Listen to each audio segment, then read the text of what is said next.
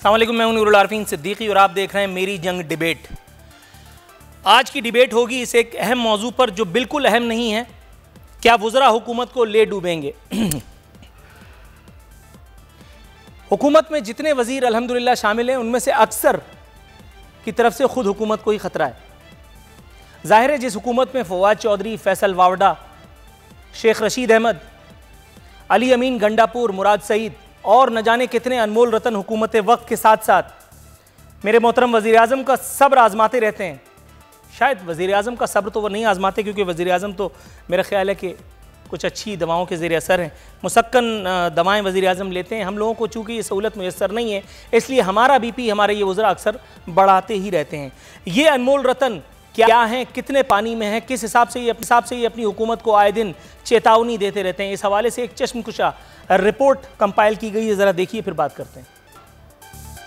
अगर आप मुझसे पूछें इस एक सवाल का जवाब तो मैं तो खैर फटाफट जवाब दे करके और प्रोग्राम ख़त्म कर दूंगा। क्या वुज़रा हुकूमत को ले डूबेंगे? जवाब बिग यस, डेफिनेटली ऐसा ही होगा। कितना टाइम लगेगा? 5 या 6 मिनट। मेरा ख्याल है सारी मेहनत धड़म तख्ता हो जाएगी मेरे मोहतरम वज़ीर आज़म की, जो अक्सर ये बताया करते हैं कि मैंने 22 साल जद्दोजहद की है। ये अलग बात कि इसमें जद कम है, जद्दोजहद ज़्यादा है। लेकिन बहरकैफ यहाँ हमारे साथ जो मेहमान मौजूद हैं, राबिया नुसरत साहिबा मुस्लिम लीग नवाज से, कुरैशी साहब तहरीक इंसाफ से, राजा खुर्रम परवेज़ पाकिस्तान पीपल्स पार्टी की तर्जुमानी की फ़राइज़ अंजाम देंगे। तीनों मोअज़्ज़िज़ मेहमानों को शो में खुशामदीद कहता हूँ। इससे पहले कि मैं नदीम कुरैशी साहब के पास जाऊँ, नदीम कुरैशी साहब एक बड़ा ज़बरदस्त सा आर्टिकल है, लेकिन पहले बल्कि मैं डायरेक्ट शुरू करता हूँ हुकूमती अनमोल रतनों से। मैं चाहता हूँ कि आप इनको डिफेंड करें और इनको डिफेंड करने के बाद फिर मैं कोई और गुल खिलाऊँ। ज़रा शुरू कीजिए हुजूर, ये मोहम्मद शाह रंगीले की सरकार है या रियासत मदीना बनाने चले हैं आप लोग? जी मुझे आपकी आवाज़ आ रही है जनाब, फरमाएं। फरमाएं सर। सितारा सपना लॉन के फ़ज़ाइल थोड़ी पूछ रहा हूँ मैं, तो आपसे ये पूछ रहा हूँ कि ये जो आपके अनमोल रतन हैं, आज से पहले किसी हुकूमत को इस किस्म के नादिर व नायाब अनमोल रतन, ऐसे अजीब व गरीब नगीने नसीब नहीं हुए। कैसा लग रहा है इस तरह के अजीब व गरीब वुज़रा का साथ पाकर? अंदाज़न कितने हफ्तों में आपकी हुकूमत बाहर कर देंगे ये?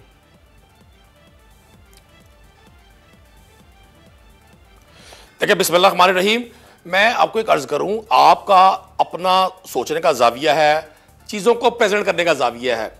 हुकूमती सतह पर जब मुख्तलिफ अफराद का मजमुआ होता है, वहां हर शख्स का अंदाज़े बयान अपना होता है। आप ये देखें कि इमरान खान साहब की गवर्नमेंट ने लोगों को क्या डिलीवर किया, पाकिस्तान को कितने बड़े मुआशी बहरान से निकालकर पाकिस्तान थोड़ा सा तवक्कुफ की इस्तदा है, मुझे मईशत में मत उलझाइएगा। मैं आपको ऑन एयर एक बात बताते हुए निहायत मुसर्रत महसूस कर रहा हूं। एक मरतबा मैंने इकोनॉमिक्स से MA करने की कोशिश की थी, बावजूद बबांगे दोहल नकल करने के बुरी तरह फेल हुआ। मईशत मेरी सर के 100 मील ऊपर से चली जाती है। इकोनॉमिक्स का गोरख धंधे में अगर मुझे आपने उलझाया तो मैं आपको बहुत सारी जगहों पे कंफ्यूजिया दूंगा। बिटवीन द लाइन सवाल, बिटवीन द लाइन आंसर। जिस किस्म के अजीब व गरीब वुज़रा आपको मुयस्सर आए हैं, जिनमें फवाद चौधरी, जिनमें फयाजुल हसन चौहान, जिनमें Faisal the great Vawda, sir आज से पहले किसी हुकूमत को इस किस्म के लोगों को वजीर के तौर पर नौकरी देने का ख्याल क्यों नहीं आया? देखिए, मैं आपसे एक अर्ज करूं, ऐसा माजी में हमेशा होता रहा कि वुज़रा ने अपनी जाती लाइंस भी पार्टी लाइंस के साथ टो की है। कोई अजीब और गरीब बात नहीं है। अब आप मुझसे उस हवाले से बात कीजिएगा कि जो वुज़रा चीजें डिलीवर कर रहे हैं, बास औक़ात इंसान जब किसी चीज को प्रेजेंट कर रहा होता है, इस तरह की हो जाती हैं जिन पर मैं समझता हूं हम मजीद राय भी ले सकते हैं, लेकिन किसी वुज़रा की, किसी वजीर की जाती राय को हुकूमती पॉलिसी फिलफौर नहीं समझ सकते। मैं आपको एक चीज वाज़े बता दूं, हमने हमेशा ये कोशिश की है कि पाकिस्तान में उस कल्चर को फरोग दिया जाए जो पाकिस्तान को आगे लेकर जाए। अगर किसी जगह पर, अभी आप देखिए, आप फैसला जिक्र कर रहे हैं, इमरान खान साहब ने फौरन नोटिस किया। इमरान खान थोड़ा सा तवक्कुफ कीजिएगा। ये मैं अपने प्रोग्राम में कम अज कम, मेरे प्रोग्राम में मैं अपने मुअज़्ज़िज़ मोहतरम, अपने मसीहा के ऊपर इल्जाम नहीं धरने दूंगा आपको। मैं शदीद एहतजाज करता हूं अगर आपने इमरान खान साहब पर यह तोहमत धरी कि उन्होंने नोटिस ले लिया। हुजूर, उन्हें इसका इख्तियार है। सबसे पहली बात यह, फैसल वावडा के पास जितनी दौलत है वो किसी की भी आंखों को चकाचौंध कर देने के लिए काफी है। इमरान खान साहब या किसी और की क्या मजाल कि फैसल वावडा के मुकाबले में आकर के नोटिस ले ले। इससे पहले फैसल वावडा ने जितने गुल खिलाए, इमरान खान साहब ने उसका नोटिस लिया। क्या हुआ? कख भी नहीं हुआ। इस मर्तबा फैसल वावडा को 2 हफ्ते का जो आपने संन्यास दिया है, हुजूर वाला, अगर 2 हफ्ते के बाद दोबारा फैसल वावडा या उससे पहले ऑन एयर हो गए तो फिर आप क्या मुंह दिखाएंगे इसी अवाम पाकिस्तान को, जिसके सामने आप ये इंकशाफ फरमा रहे हैं कि मेरे मोहतरम वजीर आजम ने नोटिस लिया।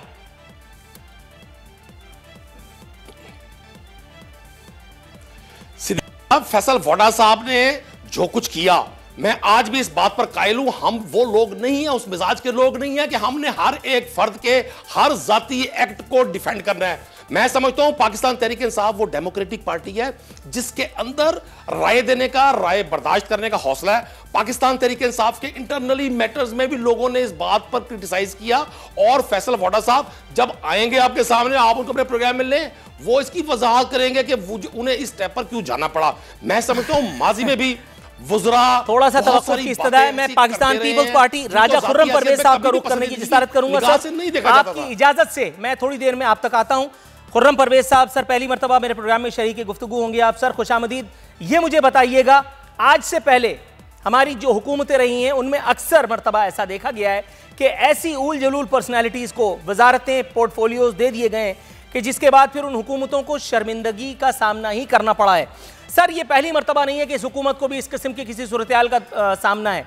मैं आपसे ये पूछना चाह रहा हूँ, क्या ये वुज़रा जो इस हुकूमत में ऑन बोर्ड हैं, जाहिर है कि जिनमें से अक्सर का ताल्लुक पाकिस्तान तहरीक इंसाफ से नहीं है, कोई कभी किसी पार्टी को झेल चुका है, कोई कभी किसी पार्टी के साथ था, आपके ख्याल में क्या मौजूदा वुज़रा अपनी ही हुकूमत को ले डूबेंगे? आप इत्तेफाक करते हैं या अदम इत्तेफाक? बिस्मिल्लाहिर्रहमानिर्रहीम। नूरुल आरफीन साहब बहुत मेहरबानी। भाई बात यह है कि आपके ख्याल में क्या अभी भी कोई कसर रह गई है? क्या कोई कसर रह गई है इन वुज़रा के तर्ज़ अमल से जिस तरह ये मामलात को चला रहे हैं?